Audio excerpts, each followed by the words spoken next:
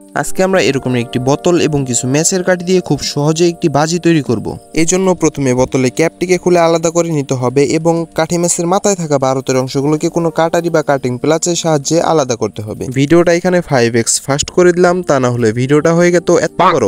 যাই হোক, আধা ঘন্টা কাটাকাটির পর 100 পিসের মতো কাঠি কেটে নিয়েছি, আর এই পাশে দেখেন পুরো একটা লাকড়ির গোডাউন হয়ে গেছে। এখন বোতলটিকে নিয়ে বোতলের ভিতরে কাঠির ভারতের অংশগুলোকে দিয়ে দিতে হবে। আপনাদেরকে এই চ্যানেলে সবগুলো ভিডিও দেখার অনুরোধ রইল এবং কোন ধরনের ভিডিও দেখতে চান কমেন্টে জানাবেন অবশ্যই। দেখুন, বোতলের ভিতরে সবগুলো ম্যাচের কাঠি ভরে দিয়েছি। এখন আমরা এই লাকড়িগুলোকে একটু সাইডে রেখে দেই।